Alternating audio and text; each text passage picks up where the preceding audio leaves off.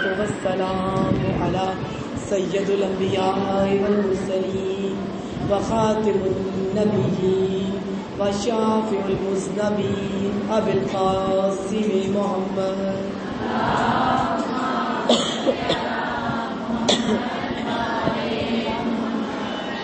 بسم اللہ الرحمن الرحیم. فقال علی ابن ابی طالب علیہ السلام ما اکثر العبر و اقل الاعتبار. مولا کائنات حضرت علی ابن ابی طالب کی حدیث جو سرنامہ کلام ہے آپ کے سامنے. سلسلہ مجالس جاری ہے اور اس سلسلے کی آج 5ویں مجلس ہے اور ہمارا عنوان کربلا کی عبرتیں. مولا کے فرمان کے مطابق کہ عبرتیں بہت زیادہ ہیں، کثرت سے ہیں، لیکن عبرت لینے والے بہت کم ہیں. ہم ابھی تک جو گفتگو کر رہے تھے، جو بات کر رہے تھے، مدینے والوں سے حاصل ہونے والی عبرتیں، جنہوں نے مولا حسین کو اکیلے چھوڑا، امام حسن مجتبیٰ کے دور کی عبرتیں، امام حسین کے کافی حد تک دور کی عبرتیں، اور مزید جو عبرتیں ائمہ دیکھ رہے تھے امام حسین تک، وہ عبرتیں اور وہ عبرتیں جو قرآن میں بیان ہوئی ہیں، جن سے ہمیں کچھ حاصل کرنا چاہیے. اور آپ کے سامنے حدیث اسی لیے بیان ہوئی تھی، یہ بھی معصوم کی حدیث ہے کہ عبرتیں لوگ اپنے ماضی سے تاکہ اپنا مستقبل بہتر بنایا جا سکے. ہمارے نزدیک کربلا کیونکہ ایک بہت بڑا سانحہ ہے، اور ہم یہ بھی جانتے ہیں کہ جب امام آخر آئیں گے تو ان کے بعد بھی ایک طویل جنگ ہوگی، ایک حق اور باطل کی جنگ، جس میں حق ایک طرف ہوگا اور باطل ایک طرف ہوگا. لیکن ہمارے ذہنوں میں ایک چیز ہے کہ اگر حق اور باطل کی یہ جنگ ہوگی تو معجزہ ہوگا. ہم سب جو پہلے سے شیعہ ہیں ہم آٹومیٹیکلی مولا ہی کے ساتھ مل جائیں گے، اور جو دشمن ہیں وہ دوسری طرف چلے جائیں گے.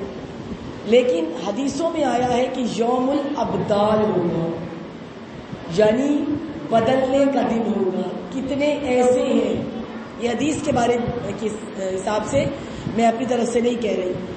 امام میں زمانہ جب آئیں گے اور وہ جنگ ہوگی، اس سے پہلے وہ روز یوم الابدال کہلائے گا، یعنی بدلنے کا دن. کتنے ادھر والے کمزور ایمان والے ادھر چلے جائیں گے، اور کتنے ادھر والے جو باطل کی طرف ہوں گے حر بن کے ادھر امام عصر کے لشکر کی طرف آ جائیں گے. اسی لیے اسے روایات میں یوم الابدال بھی کہا جاتا ہے، بدلنے کا دن بھی کہا جاتا ہے. تو ہمارے لیے عبرتیں سننا کیوں ضروری ہے؟ اسی لیے کہ جب یوم الابدال آئے، عبرتوں سے سیکھا ہوا ہو ہم نے کہ ہم نے کدھر جانا ہے، حق اور باطل کی پہچان ہو چکی ہو. کیونکہ امام عصر کا آنا ہمارا مستقبل ہے، ہماری نسلوں کا مستقبل ہے، ہماری آغوش کا مستقبل ہے. اور اس وقت جو حال ہمارا چل رہا ہے، جس میں ہم خود بکھرے ہوئے ہیں اور ہم خود ہی نہیں سمجھ پائے کہ ہمیں شیعہ کیسا ہونا چاہیے یا امت رسول ہمیں کیسی ہونی چاہیے، ہم ایک دوسرے کے ساتھ دست و گریبان ہیں. اگر ایک دوسرے کے ساتھ یہ سلسلے نفرتوں کے رابطے چھوڑ کر ہم حقیقی شیعوں کے رابطے یا حقیقی مومن کا رابطہ ہم اپنے ساتھ رکھیں اور نفرتوں کو ختم کریں، تو شاید ہم ایک اچھے حسینی بن سکتے ہیں اور مزید اصلاح امام ہماری کر دیں گے. یہ سب جو میں نے کہا کہ یوم الابدال ہوگا، ایسا نہیں ہے کہ اپنی طرف سے. اگر پرانی عبرت کوئی دیکھے، پیچھے کی طرف جائیں، مولا علی کا سب جانتے ہیں کہ لشکر تھا کوفہ میں، کوفی لشکر. مولا علی جب حاکم تھے، ظاہری حکومت تھی، اس وقت مولا علی کا جو لشکر تھا، آپ نہج البلاغہ کبھی کھول کر پڑھیں، مولا کے دکھ نہج البلاغہ میں لکھے ہیں.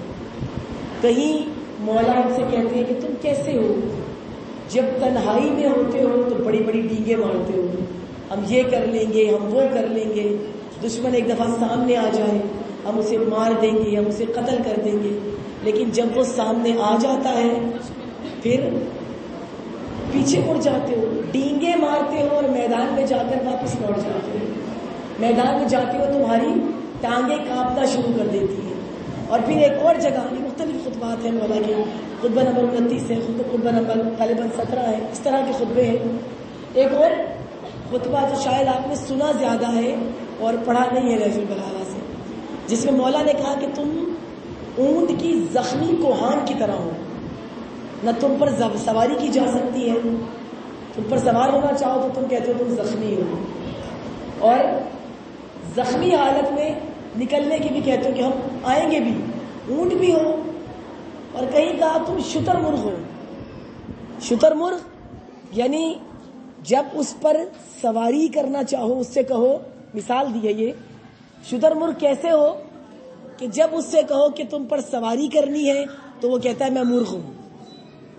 شتر مرغ یہ مثال ہے، تمثیل ہے، کہ جب اس سے کہو کہ تم سے پر سواری کرنی ہے وہ کہتا ہے میں تو مرغ ہوں، مجھ سے تو سواری نہیں کی جا سکتی، اور جب اس سے کہو کہ انڈا دو تو وہ کہتا ہے میں تو شتر ہوں۔ تو اس لیے کہا تمہاری مثال ایسی ہے، تم شتر مرغ کی طرح ہو، تمہارا پتہ ہی نہیں چلتا کہ تم کیا ہو۔ یعنی لشکر کس کا ہے؟ مولا علی کا۔ مال کس سے لے رہے ہیں؟ مولا علی سے۔ پیسہ کس کا کھا رہے ہیں؟ حکومت کا۔ سارا اپنی تنخواہ بھی لیتے ہیں، لشکری بھی کہلاتے ہیں، لشکر میں ہوتے بھی ہیں، علی کے لشکر میں اپنے آپ کو کہتے ہیں کہ ہم مولا علی کے لشکر کے سپاہی سالار ہیں، لیکن جب لڑنے کا دن آتا ہے، جب شامیوں سے مقابلے کا دن آتا ہے تو پھر بھاگ جاتے ہو۔ اب یہ بھی تو لشکر ہے نا مولا علی کا، جس سے مولا علی خود ہی بہت تنگ ہے، خود ہی جس سے مولا علی پریشان ہے۔ ظاہراً تو لشکر علی کہلا رہا ہے، اب شامی کیا کہیں گے؟ میری بات ذرا توجہ سے سنیے گا، اکثر مطلب غلط نکالے جاتے ہیں۔ جیسے شاید کسی سال مجھے ایک آنٹی نے یاد کرایا کہ میں نے کہا تھا کہ عزاداری کے لیے یا غم کے لیے یا مولا کی مجلس میں آنے کے لیے سیاہ لباس کا ہونا ضروری نہیں ہوتا، عزادار کہلانے کے لیے سیاہ لباس کا ہونا ضروری نہیں ہوتا، عمل درست ہونا چاہیے۔ اس کا مطلب کچھ اور لیا کہ اس نے کہا ہے کہ سیاہ لباس ہی نہ پہنوں، یہ بات نہیں ہے۔ غور سے پوری بات سنا کرے، آدھی ساتھ والے کی اور آدھی میری نہیں، پوری میری سنی، اس کے بعد ساتھ والے سے اس کے بارے میں مجلس کے بعد ڈسکشن آپ کر سکتے ہیں۔ امام کس لشکر کو آپ میں کوئی بھی دیکھے گا کیا کہے گا؟ مولا علی کا لشکر ہے۔ اور اگر مولا علی سے پوچھو کہ لشکر کیسا ہے، جیسے اکثر مائیں اپنے گھروں میں دوسروں کی بچیوں کی اپنی بچیوں کو مثال دیتی، فلاں کی بچی دیکھیے کتنی اچھی ہے، فلاں کی بچی دیکھیے کتنی نمازی ہے، فلاں کی بچی دیکھیے پردہ کتنا اچھا ہے، کتنا کام کراتی ہے، تم نہیں کراتی۔ اب وہ فلاں کی بچی کی ماں سے پوچھو یہ کیسی ہے، آپ تو ظاہر دیکھ رہے ہیں نا، آپ کے سامنے کام کراتی ہوگی، آپ کے سامنے یہ عمل کرتی ہوگی، ماں سے پوچھو وہ کیسی ہے، حقیقت ماں جانتی ہوگی۔ آپ نے دیکھ کر کہا یہ لشکر علی ہے، حقیقت علی ابن ابی طالب سے پوچھو کہ یہ لشکر کیسا ہے، جس کے بارے میں مولائے کائنات کے جملے نہج البلاغہ میں لکھے ہیں کہ میرا دل کرتا ہے پروردگار کہ ان میں سے میرے پاس سے معاویہ کی طرف 10 چلے جائیں اور ان کا ایک کوئی مجھے مل جائے، یعنی 10 کے بدلے میں اتنے نالائق ہیں یہ کہ 10 کے بدلے میں معاویہ کا ایک کیوں لینا چاہتے ہیں۔ خطبے میں یہ بتایا مولا علی نے، اس لیے کہ وہ اپنے باطل حاکم کے بھی مطیع ہیں، انہیں پتہ ہے یہ باطل ہے، یہ غلط ہے، چور ہے، لٹیرا ہے، زانی ہے، لیکن پھر بھی اس کے مطیع ہیں، اس کی بات کو مانتے ہیں۔ تو میرے یہ وہاں چلے جائیں، مجھے اس کا کوئی ایک، یعنی حسرت ہے، عبرت کا مقام ہے ان لشکریوں کے لیے، اور حسرت ہے مولا علی کی کہ شاید ایسے مل جائیں جو اس قابل ہو کہ جو اپنے امام کے مطیع ہوں، اپنے امام کے پیروکار ہوں، اپنے امام کی بات ماننے والے ہوں۔ یہ مقام عبرت ہے۔ اور یہ کون لوگ تھے؟ ابھی تک آپ کے سامنے مدینے کے لوگوں کا تذکرہ ہوا. یہ جو لشکر ہے یہ کوفی ہے، کوفے والے ہیں. ان کی تاریخ کیا ہے، ان کا پس منظر کیا ہے، آپ کو مشکل پر نہیں ہو رہی، سمجھنے میں مشکل پر نہیں. سمجھ میں آ رہا ہے؟ پیچھے والوں کی سمجھ میں آ رہا ہے جو پیچھے بیٹھے یا پنکھے کی ہوا نہیں بیٹھے. نعرہ تکبیر، نعرہ تکبیر، نعرہ رسالت، نعرہ رسالت، یک زبان نعرہ حیدری، حیدری، درود پر محمد والے محمد.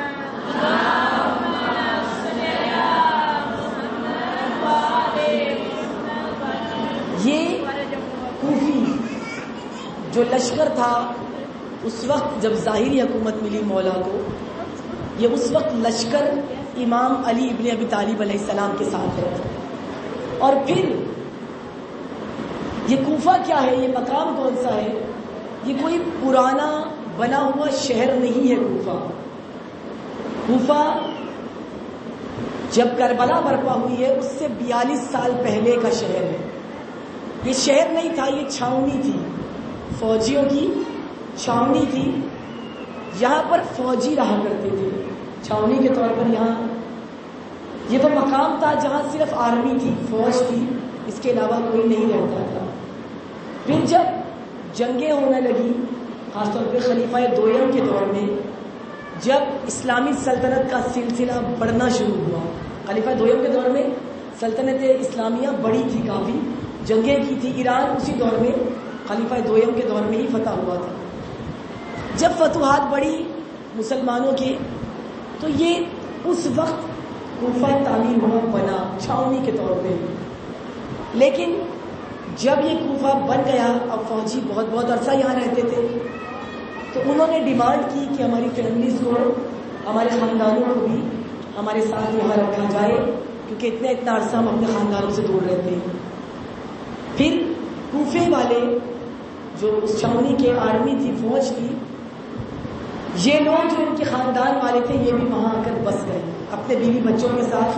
شروع میں کوفے والوں کا یہ شہر، یہ سب فوجی ہے، یہ سب آرمی ہے، اور ان کی اولاد ہے، ان کے بچے ہیں، ان کی بیویاں ہیں. باقی لوگ کوفے میں بعد میں آ کر آباد ہوئے. پہلے چھاؤنی بنی، پھر جب بیوی بچے آئے تو ایک شہر آباد ہوا، اور پھر آہستہ آہستہ اس شہر میں لوگ آباد ہونا شروع ہوئے. اگر میں اس کو آسان کر دوں تو اسلام آباد آپ کا بعد میں آباد ہوا، بعد میں پہاڑ کٹ کے یہ شہر بنا. اور پھر اب آپ اسلام آباد جائیں تو ہر قسم کا، پورے پاکستان کا جہاں جہاں کا طبقہ ہے، ہر نسل کا شخص آپ کو اسلام آباد میں ملے گا. تو وہ جگہ ایسی ہی تھی، قسم قسم کے رنگ برنگ کے لوگ وہاں پر آ کر مختلف جگہوں سے، مدینے سے اور مختلف جگہ سے آ کر آباد ہوئے. یہ کوفہ تھا. جب کربلا برپا ہوئی تو کوفہ بنے ہوئے 42 سال ہو گئے تھے. 42 ایئرس، 42 سال ہو چکے تھے. اب یہ شہر مسلمانوں کا شہر کہلاتا تھا، غیر مسلم نہیں تھے. سب سے بڑی عبرت کوفے سے کیا ملی کہ یہ شہر جو مسلمانوں کا، اور بڑے پکے مسلمان، یعنی اس شہر کو آباد سعد ابن ابی وقاص نے کیا. میں تھوڑی سی توجہ چاہوں گی آپ کو کہ یہ بہت اہم بات ہے ہماری. سعد ابن ابی وقاص صحابی رسول جو ایران کے فاتح بھی ہیں. ایران انہوں نے ہی فتح کیا تھا، انہی کی سربراہی میں ایران فتح ہوا تھا. یہ وہ جید صحابی رسول، ان کا بسایا ہوا شہر ہے. اور جب کربلا برپا ہوئی تو کربلا میں قتل حسین کے لیے، جس کو آپ شامی لشکر کہتے ہیں، شام سے ایک شخص بھی نہیں تھا، سب کے سب کوفہ والے تھے. اس سے بڑھ کر عبرت کا کیا مقام ہوگا؟ جو مسلمانوں نے بسایا اور مسلمان اس میں موجود تھے، اور ایک وقت میں حکومت علی ابن ابی طالب وہاں پر رہی. لیکن عبرت کا مقام ہے اور یہی کوفہ جہاں پر چند سال حکومت علی ابن ابی طالب رہی، جس کو سعد ابن ابی وقاص نے بسایا، اس کوفہ میں 4 محرم کو ابن زیاد مسجد کے منبر پر آیا. اس نے لوگوں کو 2 چیزوں سے خوف زدہ کیا. پہلی مجلس سے میں پڑھ رہی ہوں، ساکت رہنا باطل کا ساتھ دینا ہے. اس نے لوگوں کو ساکت خاموش کیسے کیا؟ 2 چیزوں سے، ایک خوف اور ایک مال. خریدا گیا اور یہ کہا گیا کہ قتل کر دیے جاؤ گے، مار دیے جاؤ گے، گھر لوٹ لیے جائیں گے، عورتیں اسیر کر لی جائیں گی. کوفے کے زیادہ تر لوگ خوف سے اور لالچ کی وجہ سے خاموش ہو گئے. اور 4 محرم کو میں اکثر آپ کے سامنے پہلی محرم سے بتا رہی ہوں، درباری علماء بھی ہوتے ہیں، ہمارے ہاں بھی ہیں. 4 محرم کو ایک درباری عالم فتویٰ دیتا ہے قتل حسین کے واجب ہونے کا. عام عالم نہیں، قتل حسین کے وجوب کا خطبہ وہ عالم دیتا ہے جس کو شورا کا حصہ حضرت علی ابن ابی طالب نے بنایا تھا.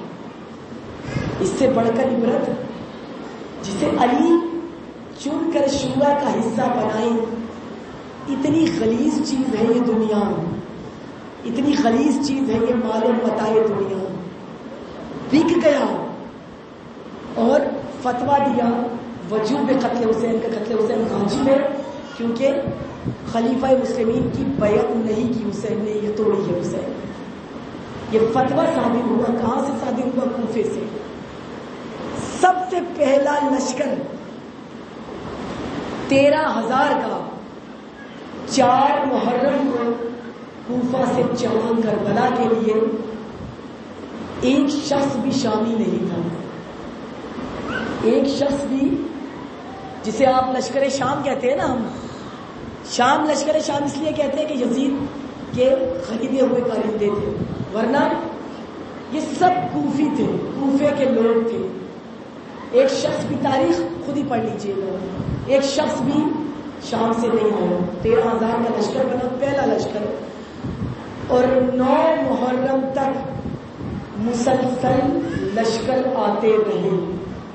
کل مستند تاریخوں میں ہے کہ 30,000 کا لشکر 9 محرم تک جمع ہوا. میں بہت آرام سے آپ کو لے کے جا رہی ہوں تاکہ جلدی میں بات ذہنوں سے نہ نکلے، یہ رہے ذہنوں میں. اپنے وقت کی کربلا کی تیاری، یوم الابدال کی تیاری. جب یہ لشکر 9 محرم تک وہاں پہنچے، اچھا سربراہ کون تھا ان کا؟ لیڈر کون تھا جو سب کو لیڈ کر رہا تھا؟ اس 30,000 کے لشکر کو سربراہ نہ شیمر تھا، نہ ہرملا تھا، نہ خولی تھا. اس لشکر کو جو لے کر آیا اور پورا 30,000 کے لشکر کا جو سالار تھا وہ عمر ابن سعد ابن ابی وقاص. اس لیے پیچھے سے تاریخ بتائی. رسول کا جیل صحابی سعد ابن ابی وقاص اور اس کا بیٹا عمر بن سعد. یہ نام تو سنا ہے نا بار بار. اس کی لیڈ میں، اس کی سربراہی میں جب اس کو بلایا 4 محرم کو ابن زیاد نے، تو ابن زیاد نے اس کو کہا تھا کہ تم نے حسین کا قتل کرنا ہے، کیونکہ فتویٰ قتل کا ہے. اس نے کہا میں قتل حسین نہیں کر سکتا کیونکہ صحابی کا بیٹا تھا اور مولا حسین کو جانتا تھا. اسے پتا تھا یہ فاطمہ کے بیٹے ہیں، اس کو پتا تھا یہ نواسہ رسول ہیں، اس کو پتا تھا کہ ان کے قتل کے بعد جہنم واجب ہے. کہا میں قتل حسین نہیں کروں گا. کہا ٹھیک ہے، پھر رہ کی حکومت بھی نہیں ملی. اس نے کہا مجھے 1 رات کی مہلت دی جائے. میں یہ بتانا چاہتی ہوں قاتل حسین، صحابی رسول سے کوئی قاتل حسین کیسے بنتا ہے؟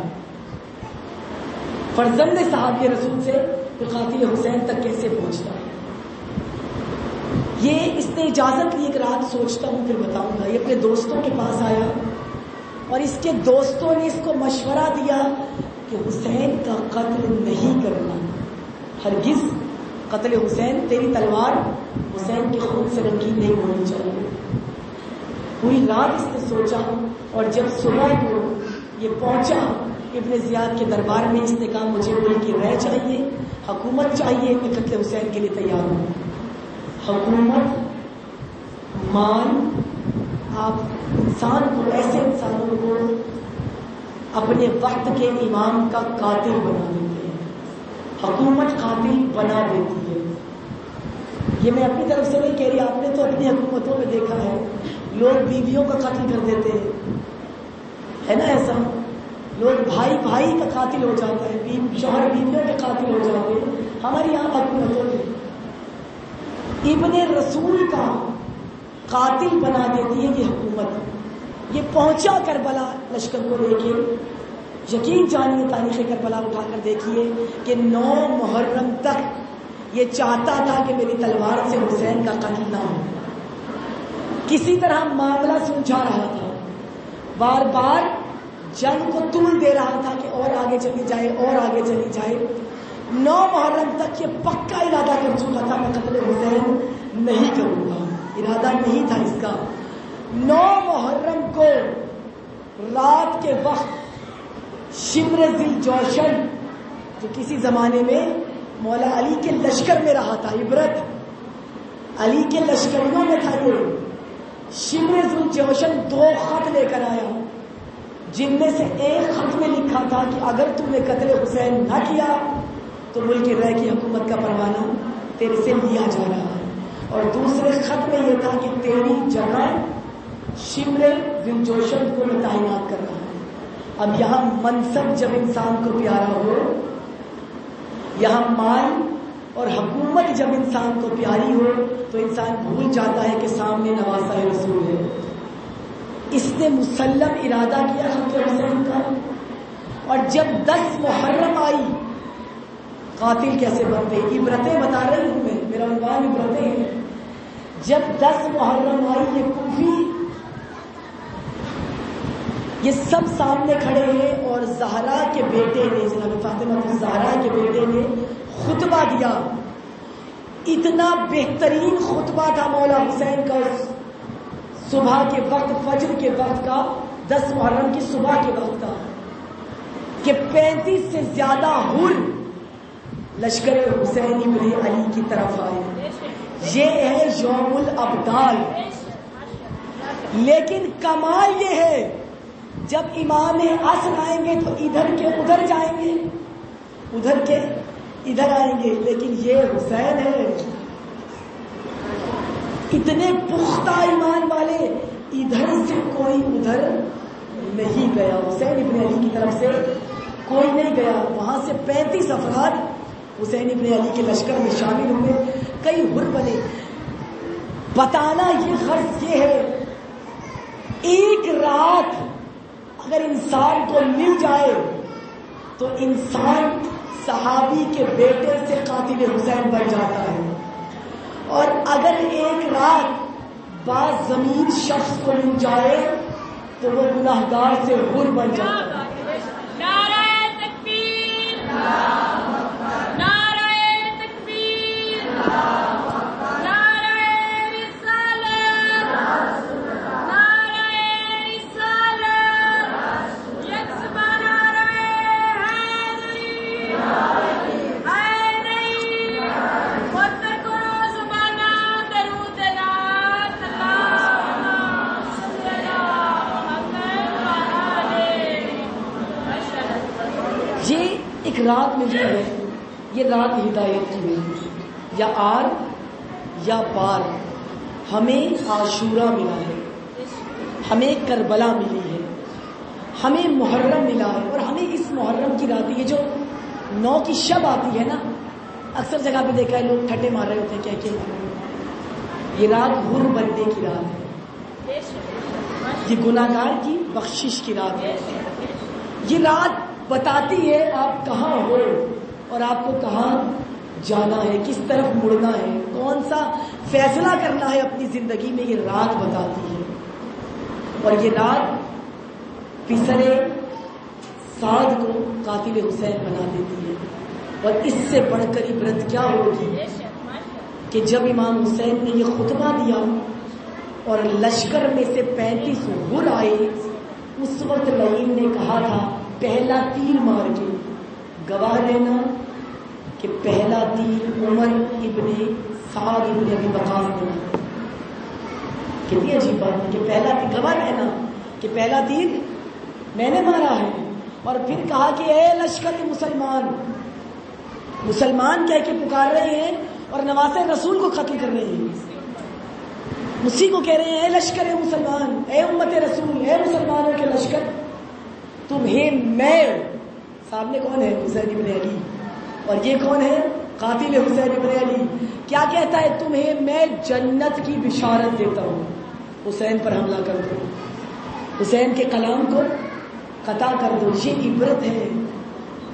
جہاں سامنے نواسہ رسول ہو، جبھی تو جب یہ لعین امام پر حملہ کر رہا تھا اور بار بار کہہ رہا تھا کہ گلے حسین، گلوے حسین کو کاٹو، شمر سوار تھا اور امام حسین کے گلے کو کاٹ رہا تھا. اس وقت جناب زینب نے شمر کو نہیں مخاطب کیا، بی بی نے عمر سعد سے کہا تھا اے عمر سعد، تو جانتا ہے نا کہ یہ رسول کا بیٹا ہے، تجھے تو پتا ہے نا یہ فاطمہ کا بیٹا ہے، تو باخبر ہے کہ یہ وہی گلا ہے جس پر رسول بوسے دیا کرتے تھے، تو نے تو دیکھا اتنی عمر سے.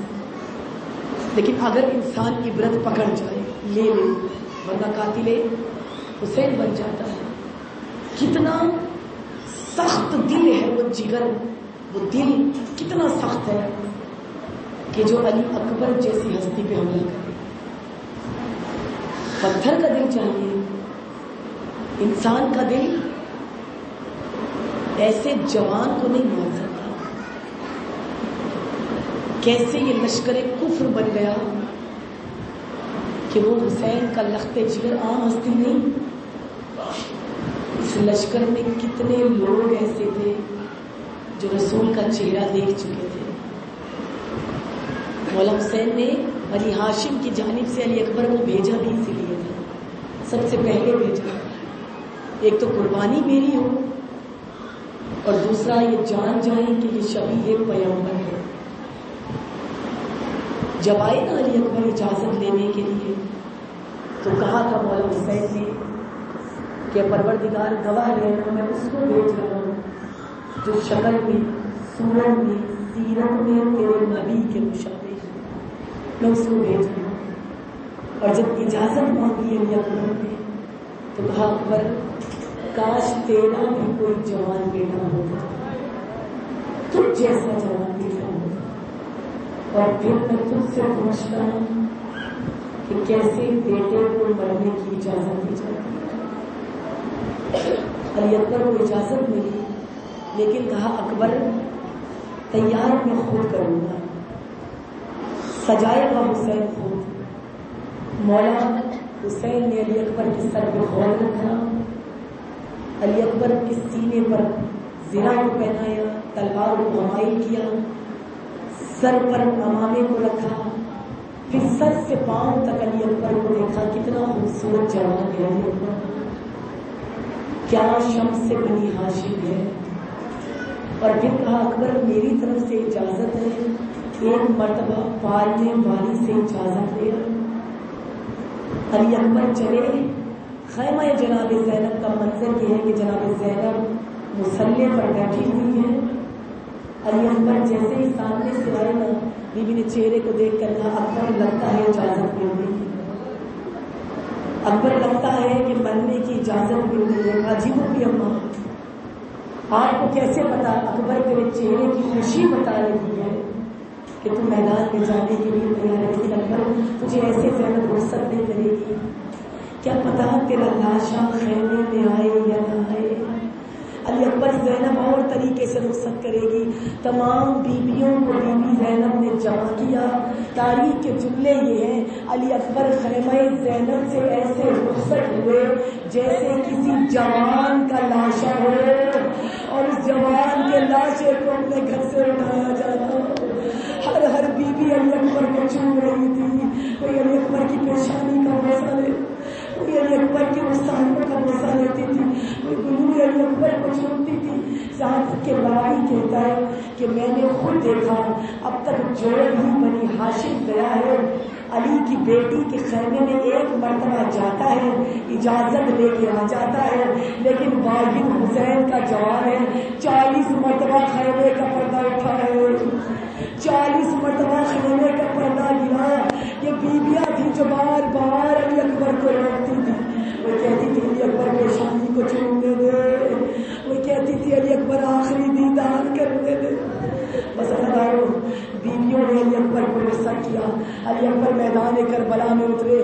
مولا حسین نے کہا علی اکبر جب تم میدان میں اترے نا بس اللہ اکبر کی صدائیں دیتے رہنا جب تک تیری صدا آئے گی. حسین کو یقین ہوگا میرا بیٹا زندہ ہے. علی اکبر میدان میں اترے, آوازیں دیتے رہے. یکدم علی اکبر کی آواز آنا بند ہو گئی. بس ایک آواز آئی لیا یا بابا. اے بابا میں گر گیا, اے بابا علی اکبر کی مدد کے لیے پہنچے. امیر ابن مسلم دشمن کا راوی ہے. دشمن کا راوی کہتا ہے میں نے خود دیکھا بوڑھا باپ ہے, کبھی کھڑا ہوتا ہے, کبھی بیٹھ جاتا ہے, کبھی گٹنیاں چلتا ہے, خاک کربلا میں کچھ ٹٹول رہا ہے اور کہتا جاتا ہے میرا سونے کمر ٹوٹ گیا, میری آنکھوں کی بینائی چلی گئی. بس بتاؤ علی اکبر کے پاس جب مولا حسین پہنچے ہیں نا, عالم کیا ہے علی اکبر کا. ابھی سانسیں چل رہی ہیں, زمین پر بیٹا ایڑیاں رگڑ رہا ہے. باپ کا چہرہ دیکھا, علی اکبر نے ایڑیاں رگڑنا چھوڑ دی. ایک ہاتھ برچھی کی سنا پر ہے. امام حسین آئے, علی اکبر کے چہرے کا رنگ بدل رہا ہے. کہا بیٹا بہت درد ہو رہا ہے. اکبر نے کہا بابا کلیجے میں برچھی کا پھل لگا ہے اور نعیم نے مار کر کہا ہے جب پھل توڑ رہا تھا تو کہتا ہے میں نے سنا ہے کہ علی کا بیٹا بڑا بہادر ہے. میں کب مانوں جب یہ ٹوٹی ہوئی سنا تیرے کلیجے سے نکالے. حضرت مولا حسین نے علی اکبر کو زمین پر لٹایا. تشہد کی حالت میں علی اکبر کے لاشے کے قریب بیٹھے. ایک مرتبہ سر کو جھکایا, ادھر سر کو جھکایا, ادھر زمین کربلا میں زلزلہ آیا. قد قتل الاکبر بعرض کربلا, زمین کربلا میں اکبر کو قتل کر دیا گیا ہے. اب جب برچھی کا پھل نکلا ہے وہ خالی برچھی کا پھل نہیں تھا, علی اکبر کا کلیجہ برچھی کے پھل کے ساتھ آیا. جب کلیجہ آیا نا علی اکبر کا, ایک مرتبہ مولا حسین کمر کو پکڑ کے اٹھے ہیں. اٹھ کے خیموں کی طرف دیکھا اور خیموں کی طرف دیکھ کر کہا بنی ہاشم کے بچوں حسین کی مدد کے لیے آؤ.